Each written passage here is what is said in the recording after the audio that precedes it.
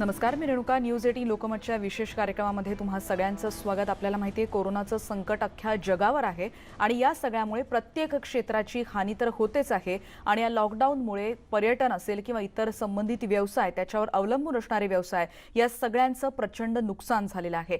पर्यटन स्थळी असेल किंवा धार्मिक स्थळांवर तर मोठ्या प्रमाणात गर्दी होत असते. पर्यटक येत असतात देश परदेशातले, पण सध्या तिथे कोणीच येताना दिसत नाहीये आणि त्यामुळे या सगळ्यावर अवलंबून असलेल्या व्यावसायिकांचं देखील मोठ्या प्रमाणात नुकसान होत आहे. आणि हाच आपल्या चर्चेचा विषय आहे. पर्यटनाला लॉक लागलेला आहे आणि त्याच्यामुळे किती नुकसान होत आहे या विषयावर आज आपण या कार्यक्रमात बोलणार आहोत. या संदर्भात आपण वेगवेगळ्या मान्यवरांच्या देखील प्रतिक्रिया घेणार आहोत. राज्यासमोर किती मोठं संकट उभं राहिलंय, राज्यातली काही चित्र नेमकं काय आहे ते देखील आम्ही तुमच्यापर्यंत पोहोचणार आहोत. पण थोडक्यात माहिती जाणून घेऊयात की एकूण सगळा फटका किती बसलाय. तर भारताच्या सकल राष्ट्रीय उत्पन्नात पर्यटन व्यवसायाचा हिस्सा आहे 9.2%. जगाच्या जीडीपी मध्ये 10% हा भाग येतो. भारतात सुमारे 2.67 कोटी जणांना पर्यटनातून रोजगार मिळत असतो. 2018 या वर्षात पर्यटन व्यवसायातून भारताला $28.6 अब्ज कमाई करता आली. पण पर्यटन उद्योगाला तब्बल 5 लाख कोटींचा फटका बसलेला आहे. याच्यामध्ये आपल्या निसर्गसंपन्न कोकणाचाही समावेश आहे, त्याला सर्वाधिक फटका बसलाय. ट्रॅव्हल कंपन्यांना कितीचा फटका बसलाय तर तब्बल 150 कोटींचा. गेल्या वर्षी 1 फेब्रुवारी ते 10 मार्च 2019 दरम्यान अजिंठा लेण्यांना 4218 परदेशी पर्यटकांनी भेट दिली होती आणि यंदा याच कालावधीत ही संख्या केवळ 3202 इतकीच आहे. एप्रिलपर्यंत पर्यटनाचा सीझन असतो, पण हा सीझन मध्येच वाया गेलाय.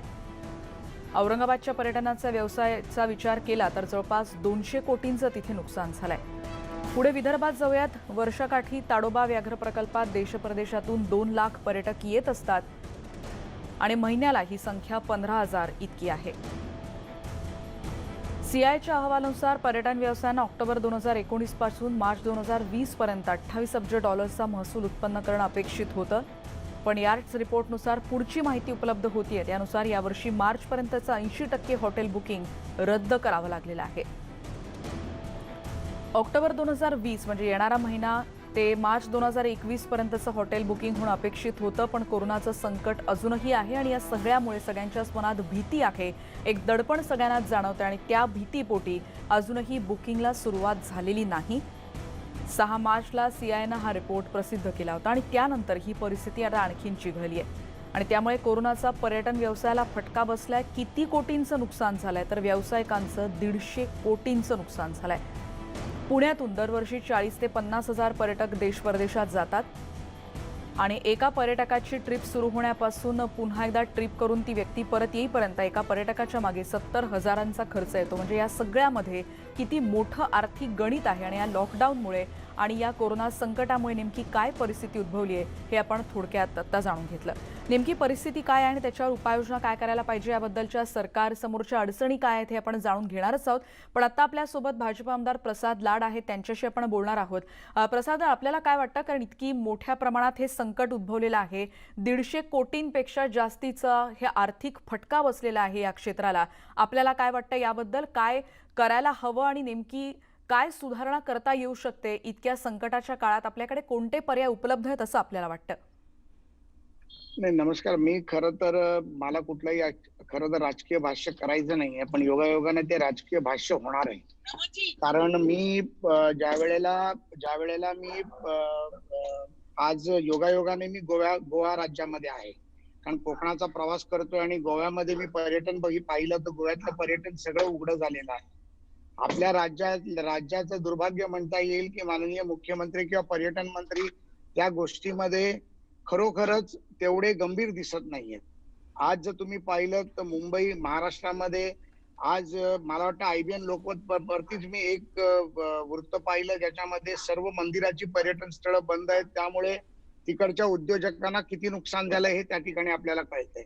त्याचप्रमाणे जसं मगाशी तुम्ही म्हणालात अजेंडा येरोळा असेल, त्याच्यानंतर काउंटी सिटी असेल किंवा वाघरे प्रकल्प असेल, असे कित्येक प्रकल्प महाराष्ट्रामध्ये आहेत, देवस्थानं असतील. याच्यामध्ये हजारो कोटीचा, तुम्ही 150 कोटी म्हटलं, पण मी आपलं करेक्शन करीन, कारण पर्यटन व्यवसायामध्ये पर्यटन विषयावरती मी अभ्यास केलाय. त्यामुळे मला असं वाटतं की किमान राज्याचं हजारो कोटीचं नुकसान पर्यटनातून झालंय. ज्या माध्यमातून किमान 5 लाख पेक्षा जास्त बेरोजगार इथे निर्माण झालेले आहेत. यामध्ये सरकारने गंभीर राहिलं पाहिजे. पवार साहेबांसारख्या ज्येष्ठ नेत्याचं मार्गदर्शन घेऊन मुख्यमंत्री जर बाहेर पडणार नसतील तर पर्यटनाचं महत्व त्यांना कळणार काय, हा सर्वात मोठा प्रश्न आहे. तरुण मंत्री आहेत आदित्य ठाकरे यांनी त्याच्यावरती ऑनलाईन पर्यटनाची भाषा करण्यापेक्षा वैयक्तिक पर्यटनाला जास्त महत्व दिलं पाहिजे. सोशल डिस्टन्सिंगच्या माध्यमातून तुम्ही जर मंदिरालय उघडी करू शकता तर मंदिरालय का उघडी करू शकत नाही, हा प्रश्न आम्ही मागच्या वेळेला ठेवला होता. मंदिरं जर उघडली आणि सोशल डिस्टन्सिंगच्या माध्यमातून जर आपण पुन्हा एकदा मंदिरं उघडली, सर्व धर्माजातीची मंदिरं उघडली, तर त्याच्यातून पुन्हा एक पर्यटन उभं राहू शकतं. लोकांचा रोजगार आपला निर्माण होऊ शकतो आणि राज्याला देखील त्याच्यातून निधी मिळू शकतो. त्याचप्रमाणे हॉटेल्स देखील आज मुंबईमध्ये तुम्ही हॉटेल उघडली, मग तुम्ही बाकीच्या ठिकाणी पर्यटनाच्या ठिकाणी हॉटेल उघडत का नाहीत, हा देखील लोकांसमोर फार मोठा प्रश्न आहे. माझी अशी विनंती आहे आपल्या माध्यमातून की राज्य सरकारने हा लॉकडाऊनचं जे आता जे काही तोटांड आहे ते बंद करायला पाहिजे. जवळजवळ मुंबई ही पूर्णपणे चालू झाली आहे तरी आम्ही लॉकडाऊन म्हणतो, तरी आम्ही 144 कलम लावलंय म्हणतो. मला असं वाटतं की हे सर्व बंद करून कोरोनाशी संघर्ष करत असताना माझं कुटुंब माझा परिवार जी योजना आहे त्यामध्ये आम्ही 3 योजना ठेवल्या आहेत. या योजनांच्या माध्यमातून आम्ही म्हणतो की मास्क लावा, सॅनिटायझर वापरा आणि डिस्टन्स ठेवा. यामध्ये 4थी योजना टाकली पाहिजे की स्वतःचा आत्मविश्वास वाढवा. मग तो आत्मविश्वास मुख्यमंत्र्यांनी देखील स्वतःचा वाढवावा, लोकांचा वाढवावा आणि व्यवसायाला एक प्राधान्य द्यावं, ही माझी तुमच्या माध्यमातून विनंती. अगदी बरोबर. प्रसाद लाड जसं त्यांनी त्यांची बाजू मांडली, पण या संदर्भात आपण अधिक बोलणार आहोत. पर्यटन राज्यमंत्री अदिती तटकरे आता आपल्या सोबत आहेत. अदिती तटकरे, या सगळ्या काळामध्ये मोठ्या प्रमाणात नुकसान होतंय, हजारो कोटींचा व्यवसाय बुडतोय, ट्रॅव्हल कंपन्यांचं देखील नुकसान होतंय, संबंधित सगळेच व्यवसाय किती मोठ्या प्रमाणात या सगळ्याचा परिणाम झेलतायत आपण बघतो आहोत. तुमची एक सरकारकडून नेमक्या काय अडचण येते या देखील तुम्ही सांगा. जी, सर्वप्रथम तर आपल्या चॅनलचे आणि आपले मनापासूनचे आभार मानते की पर्यटन सारख्या म्हणजे तसं बघायला गेलं तर सध्या प्रायोरिटी नसणाऱ्या विषयाकडे आज कालच आपण जागतिक पर्यटन दिन साजरा केला आणि आज आपण हे एक डिस्कशन सेशन या विषयावर आपण आयोजित केलेलं आहे. मला असं वाटतं की सर्वात जास्त फटका जर कुठल्या विभागाला या सर्व कोविडच्या पार्श्वभूमीवर फक्त आपल्या राज्यात नाही, देशात नाही तर जगभर बसलेला आहे तर ते पर्यटन विभाग आहे. कारण आपण जर बघितलं तर बीट युरोपियन नेशन्स किंवा इतर सर्वच म्हणजे जगातले जितके प्रसिद्ध पर्यटन देश आहेत किंवा स्थळं आहेत, या सगळ्यांनाच या एकंदर कोविडच्या परिस्थितीतून बाहेर कसं पडायचं आणि पर्यटनाला कशा पद्धतीनं चालना द्यायची हा एक प्रश्नचिन्हच आहे. त्याच्यामुळे हा फक्त काही आपल्या राज्यातला विषय नाही, आज आपल्या देशातले सुद्धा इतर जे पर्यटनचे ठिकाणं आहेत, मग केरळ असेल, राजस्थान असेल, मध्य प्रदेश असेल, गुजरात असेल, सगळ्यांनाच एकंदर प्रत्येकालाच आपल्याला आत्ताच्या घडीला वाटतं की आरोग्य हे महत्वाचं आहे आणि आरोग्याचं महत्व जाणून आपण आज हॉटेल्स पण आहेत यांना गेल्या 1-1.5 महिन्यापासून 2 महिन्यांपासून सुरू राहण्याची परवानगी दिली, पण त्यांना 33% ऑक्युपन्सी आणि त्याचबरोबर बाकीचे जे कोविडचे आपल्या ICMRने दिलेल्या गाईडलाईन्स आहेत त्याचं पालन करून आपण त्यांना ती परवानगी ही दिलेली आहे. पण एकंदर आपण बघता की कोविडचं जे काही आता सेकंड वेव्ह सुद्धा अनेक देशांमध्ये येताना आपल्याला पाहायला मिळत आहे. आपल्या सुद्धा बऱ्याचशा राज्यांमध्ये आपल्याला त्याची सेकंड वेव्ह म्हणजे इव्हन केरळ सारख्या राज्यामध्ये जिथे पहिल्यांदा कोविडचं पहिलं रुग्ण आलं आणि मग 2-3 महिने सलग तिथे रुग्ण वाढत राहिले आणि नंतर त्यांचं एक स्टँडस्टिल पॉइंट आला, म्हणजे असं वाटलं की पीक होऊन ते खाली त्यांची रुग्णसंख्या येते, पण पुन्हा एकदा तिकडे सुद्धा सेकंड वेव्ह आली. तर त्याच्यामुळे या सर्व पार्श्वभूमीवर कुठे ना कुठेतरी राज्य सरकारला आणि सन्माननीय मुख्यमंत्री उद्धवजी ठाकरे साहेबांच्या मार्गदर्शनाखाली आम्ही पर्यटन विभाग म्हणून काम करत असताना एक नक्कीच मोठं आव्हान आहे की एका बाजूला आर्थिक संकटात असलेल्या पर्यटन विभागाला पूर्वपदावर आणणं आणि दुसऱ्या बाजूला लोकांमध्ये हा आत्मविश्वास तयार करणं की आपण बाहेर पडू शकतो. पण आत्ताच्या घडीला मला असं वाटतं की प्रायोरिटी ही आपल्या आरोग्याला दिली गेली पाहिजे आणि आरोग्य एकदा सगळ्यांचं व्यवस्थित राहिलं, ते जर जनता व्यवस्थित राहिली तरच आपण पुढे पर्यटन आदिती तटकरे, पण या स्थळांना सगळ्यामध्ये जाण्यासाठी- विरोधकांचं असं म्हणणं आहे की तुम्ही मंदिरालय सुरू करू शकता, आता मंदिरालय का नाही सुरू करू शकत? काही ठिकाणी असं देखील आहे की सोशल डिस्टन्सिंगचं पालन करून काही ठिकाणी प्रवेश दिला जातोय, निश्चितच, पण काही काही ठिकाणी प्रसाद तुम्ही आत नेऊ शकत नाही वगैरे, अशा अनेक रिस्ट्रिक्शन्स आहेत, अनेक नियमांचं पालन करावं लागतं. विरोधकांचा हा मुद्दा तुम्हाला पटतो का? प्रसाद लाड यांनी जसं म्हटलं होतं की सोशल डिस्टन्सिंगचं पालन असेल किंवा इतर नियमांचं पालन केलं तर मंदिरं पुन्हा सुरू होऊ शकतील आणि त्यावर अवलंबून अनेक व्यवसाय कदाचित पुन्हा सुरू होऊ शकतील, असं वाटत नाही का? मंदिरं सुरू करणं हा राज्य शासनासमोरचा आणि त्याचबरोबर त्या धार्मिक स्थळांचं जे काही जी स्थानिक कमिटी किंवा यंत्रणा असते यांच्या समोरचा एक मोठा खरं तर प्रश्न किंवा आव्हान असू शकेल. कारण आपण जर बघितलं, आज उदाहरण द्यायचं तर सिद्धिविनायक, आपण बघतो की वर्षाचे 12 महिने, आठवड्याचे सर्व दिवस हे सिद्धिविनायक मंदिरामध्ये आपल्याला भाविकांची जी काही रांग आहे ती आपल्याला पाहायला मिळते. काही विशेष असे दिवस असतात, जसं संकष्टी असेल किंवा मंगळवार असेल, या दिवशी तर सकाळी 4 वाजल्यापासून त्या ठिकाणी भाविक असतात. अशा ठिकाणी सोशल डिस्टन्सिंग मेंटेन राहणं हे आत्ताच्या घडीला तरी कठीण वाटतं. कारण उदाहरण आपण मुंबईचं घेऊया. जुलै महिन्यापासून ऑगस्ट महिने, हे 2 महिने मुंबईमध्ये 700 ते 1000 रुग्ण रोज आढळून यायचे. पण गेल्या काही दिवसांपासून जसं आपण लॉकडाऊनच्या फेज 4 आणि फेज 5 मध्ये आपण एंटर केलं, तेव्हापासून रुग्णांची जी संख्या आहे ती सुद्धा आपल्याला एकंदर वाढताना दिसते. त्यामुळे कुठेतरी नागरिकांमध्ये सोशल डिस्टन्सिंग आणि मास्कचा वापर आणि या सर्व गोष्टी आपल्याला थोडा त्याच्यामध्ये एक हलगर्जीपणा किंवा एक त्यांची ती जी दक्षता आधी घेतली जात होती ती त्या ठिकाणी कमी जाणवते. आणि आत्ताच्या घडीला आपण मंदिरं किंवा जी धार्मिक स्थळं आहेत ती चालू करण्यामध्ये त्या स्थानिक जी काही तिथली व्यवस्थापन समिती असेल यांची सुद्धा तितकी या संदर्भात कॉन्फिडन्स प्रसाद लेव्हल लाड असणं यांना काय अतिशय म्हणायचं, त्यांना महत्त्वाचं काय आहे. म्हणायचं कारण जाणून शेवटी घेऊयात. स्थानिक प्रसाद लाड.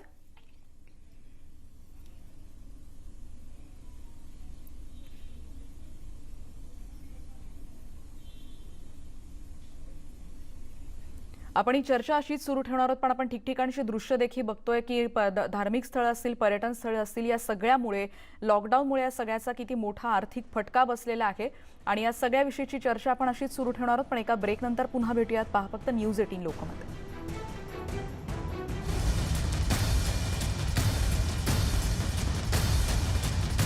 पुन्हा एकदा आपण चर्चेत सहभागी करून घेतो आहोत. प्रसाद लाड आता आपल्या सोबत आहेत आणि त्याचबरोबर आदिती तटकरे यांनी काही वेळापूर्वी राज्य सरकार समोरच्या काय अडचणी आहेत हे आपण जाणून घेतल्यात. पण प्रसाद लाड यांना काही म्हणायचं आहे, बघूयात त्यांना नेमके कोणकोणते मुद्दे मांडायचे आहेत. खरं तर आदितीताई छोटी बहीण आहे, तिच्याशी वाद घालायचा नाहीये. पण योगायोगानं ती पर्यटन राज्यमंत्री असल्यामुळे आता तिच्याशी वाद घालावाच लागेल. पण हा तात्विक वाद असेल. मला एक म्हणायचं आपल्या माध्यमातून की जसं आदितीताईंनी म्हटलं की मंदिरं उघडण्यासाठी मंदिर सेवा समितीची परवानगी लागते. मला असं वाटतं की महाराष्ट्र राज्य हे मंदिरांचं आणि देवदेवतांच्या इतिहासाचं राज्य आहे, ज्यामध्ये लेण्या असतील, पर्वत असतील, किल्ले असतील, मंदिर असतील, यामधून प्रचंड असा पर्यटनाचा व्यवसाय हा या माध्यमातून होतो आणि राज्य सरकारला आणि लोकांना रोजगार आणि निधी याच्यातून मिळत असतो. सेक्युलरिझमच्या नावाखाली, काँग्रेसच्या दबावाखाली जर उद्धव ठाकरे सरकार आणि राष्ट्रवादीचं जर सरकार मंदिरं उघडायला भारतीय जनता पार्टी मागे लागली म्हणून मंदिरं उघडायची नाहीत आणि देवदेवतांची स्थळं उघडायची नाहीत असा निर्णय जर घेणार असतील तर मला वाटतं हे अतिशय चुकीचं आहे. याचं दुसरं कारण असं मी तुम्हाला सांगतो, जर तुम्ही मुंबईमध्ये, मी मगाशी जसं म्हटलं, तुम्ही जर मुंबईमध्ये फिराल तर तुम्हाला लक्षात येईल की संपूर्ण मुंबई ही उघडलेली आहे. त्यामुळे मुंबईमध्ये कुठल्याही प्रकारचं लॉकडाऊन नाहीये. जर तुम्ही मुंबई सारखं शहर उघडू शकता, ठाणे असेल, नवी मुंबई असेल, पुणा असेल, पिंपरी चिंचवड असेल, नागपूर असेल, इतर शहरं जर तुम्ही उघडू शकता, मग तुम्ही मंदिरं का उघडू शकत नाही? तुम्ही पर्यटन स्थळ का उघडू शकत नाहीत? हा लोकांसमोर फार मोठा प्रश्न आहे. आज राज्याच्या मुख्यमंत्र्यांना या गोष्टीचा विचार करायला पाहिजे की महाराष्ट्रामध्ये पर्यटनासाठी लोक जगभरातून येतात. आता विमानं सुरू झाली, विमानाचा प्रवास सुरू झाला, रेल्वे प्रवास काही प्रमाणात सुरू झालेला आहे. अशा परिस्थितीमध्ये जर आपण पर्यटन उघडलं नाही तर पर्यटनाचा ऱ्हास व्हायला लागलाय. आपण कोकणामध्ये गेलो, माझी बहीण अदिती ही कोकणाचं नेतृत्व करते. रायगड पासून सिंधुदुर्ग पर्यंत कोकणाच्या किनारपट्टीवरती आपण अतिशय उत्तमपणे जे ब्रेड बास्केट आणि न्याहारी म्हणजे तो जो कन्सेप्ट आहे त्या कन्सेप्टच्या माध्यमातून असेल, त्याच्यानंतर समुद्र किनाऱ्याचे पर्यटन स्थळं असतील, मंदिराची पर्यटन स्थळं असतील, याच्यामध्ये कित्येक लाखो रुपयाचा रेव्हेन्यू सरकारचा डुबतोय. बेरोजगारी वाढते. कोकणामध्ये तर आज अशी परिस्थिती आहे की तरुणांना रोजगार नाहीये. ज्या व्यवसायावरती रोजगार अवलंबून होता, ज्या व्यवसायावरती लोकांची घरं चालवत होती, आज अक्षरशः त्यांची परिस्थिती रसातळाला जाण्याची आली आहे. नाणार प्रकल्पाला विरोध, पर्यटनाला विरोध, प्रत्येक गोष्टीला विरोध करण्याचं अगदी काम विरोध उद्धव होतोय ठाकरे सातत्यानं सरकार असं त्यांचं म्हणणं आहे. अदिती तटकरे, अगदी थोडक्यात आपल्याला काय म्हणायचं, आपल्याकडे कार्यक्रमाची वेळ संपत आली आहे. नाही, पहिली गोष्ट तर प्रसाद भाऊंनी उल्लेख केल्याप्रमाणे मी असं कधी म्हटलं नाही की आपल्याला त्या स्थानिक संस्थानांची परवानगी लागेल. मी असं म्हटलं की राज्य शासन आणि ज्या काही स्थानिक व्यवस्थापन समित्या असतात यांच्या समोरचं एक मोठं आव्हान असणार आहे किंवा त्यांच्यासाठी निश्चितपणाने आत्ताच्या घडीला वाढती रुग्णसंख्या बघता, आणि हा फक्त राज्य शासनाचा विषय नाही तर केंद्र शासनाच्या समोरची सुद्धा ही या ठिकाणी ही आव्हानं आहेत. आणि त्याच्यामुळे फक्त महाराष्ट्रातच नाही तर इतर राज्यांमध्ये सुद्धा जी काही धार्मिक स्थळं आहेत ती काही आतापर्यंत आपण तशा पद्धतीनं कुठलंच राज्य हे सुरू करू शकलेलं नाहीये. त्याचं कारण म्हणजे प्रत्येकाला वाटतं की आत्ताच्या घडीला सोशल डिस्टन्सिंग पाळणं, आरोग्य हे नक्कीच अतिशय महत्वाचं आहे. कोकणाचा भाग राहिला, आपण पर्यटनाचं या ठिकाणी म्हणतोय, तर मला आवर्जून या ठिकाणी उल्लेख करावा असं वाटेल की कोकणातले जे इन हाऊस टुरिझम करणारे जे सर्व व्यावसायिक आहेत यांनी डे 1 म्हणजे लॉकडाऊन जाहीर व्हायच्या थोडे दिवस आधीपासूनच त्यांचे जे काही हॉटेल्स किंवा जे तिकडे लॉजेस असतील, रिसॉर्ट्स असतील, हे स्वइच्छेने बंद करण्याचा हा निर्णय घेतला. तदनंतर झालेल्या निसर्ग चक्रीवादळमध्ये सुद्धा तिथं मोठ्या प्रमाणामध्ये नक्कीच नुकसान झालं आणि त्यातून पूर्वपदावर आणण्यासाठी राज्य शासनाने या जे काही तिथले त्या व्यवसायातले नागरिक आहेत यांना सुद्धा निश्चितपणाने जास्तीत जास्त अगदी थोडक्यात प्रसादला तुम्ही काय मुद्दा मांडू NDRF च्या इच्छिताय? नॉर्म्सच्या पलीकडे जाऊन मला ताईला एकच गोष्ट सांगायची आहे. जसं ताईने म्हटलं की मंदिर स्थळ उघडी नाही आहेत, मला ताईला आवर्जून सांगायचं आहे की तिरुपती देवस्थान उघडलंय, त्याच्यामध्ये दिवसाला 10,000 लोकांच्या दर्शनाची व्यवस्था चालू केली आहे. वैष्णव माता देवीचं मंदिर सुरू झालंय, तिथे दिवसाला 5,000 लोकांच्या दर्शनाची व्यवस्था केली आहे. अशीच जर व्यवस्था आपण कोल्हापूर, तुळजापूर, गाणगापूर, शिर्डी, सिद्धिविनायक या ठिकाणी जर केली, ऑनलाईन दर्शनाच्या माध्यमातून जर व्यवस्था केली, तर लोकांच्या मनातल्या ज्या भावना आहेत आणि भक्ती आहे, ज्या माध्यमातून आत्मविश्वास वाढू शकतो आणि कोरोनाचा नायनाट होऊ आहे शकतो. हे मला अगदी वाटतं खरं आहे. की ही ताई- चर्चा खरं तर हे मला मुद्दे वाटतं की ऑनलाईन खूप दर्शन जे महत्वाचे आहे, आहेत ते आणि अनेक खरं तर मंदिरांमधलं पर्यटनावर सुरू अवलंबून आहे. असलेल्या अनेक व्यवसायांना खरं तर चालना देण्याची गरज आहे. कोट्यवधींचं नुकसान होतं. येणाऱ्या वेगवेगळ्या बुलेटिन्स मधून देखील आम्ही या समस्या मांडत राहणार आहोत. पण तुर्तास या चर्चेमध्ये आता आपण इथेच थांबतोय, कारण पर्यटन व्यवसायाचा किती मोठ्या प्रमाणात नुकसान झालंय हेच यामधून मांडण्याचा हा प्रयत्न होता. पहा फक्त न्यूज 18 लोकमत.